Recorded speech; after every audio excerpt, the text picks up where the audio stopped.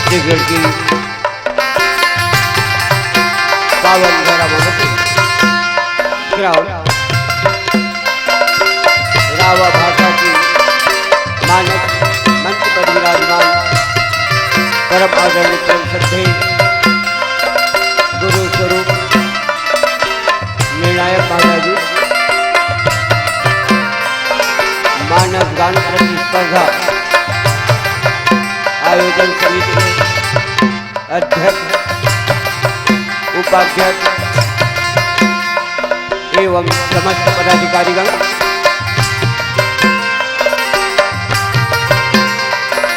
यहाँ के समस्त नगर निवासी,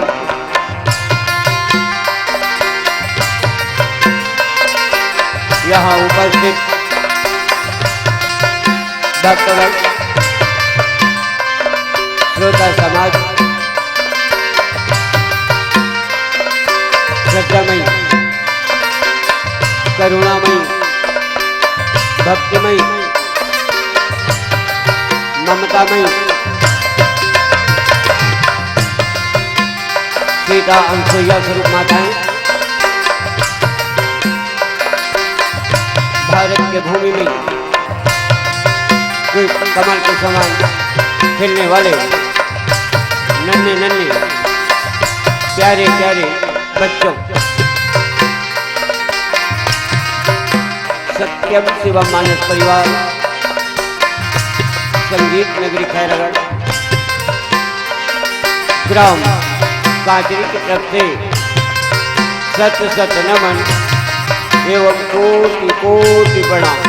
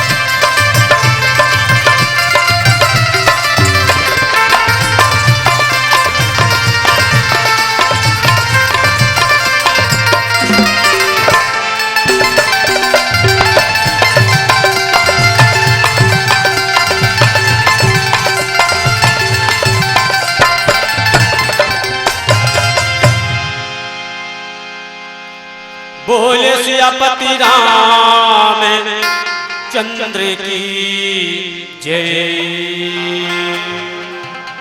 उमापति महादेव की जय, बोलो हनुमंत लाला की। या देवी सर्वभूतेषु या देवी सर्वभूतेषु बुद्धि रूपेण संस्थिता नमः तस्यै नमः तस्यै नमः तस्यै नमो नमः। गरुड़वाहिनी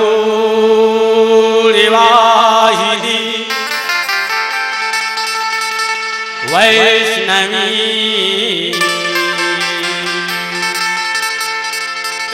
जटा पर्वत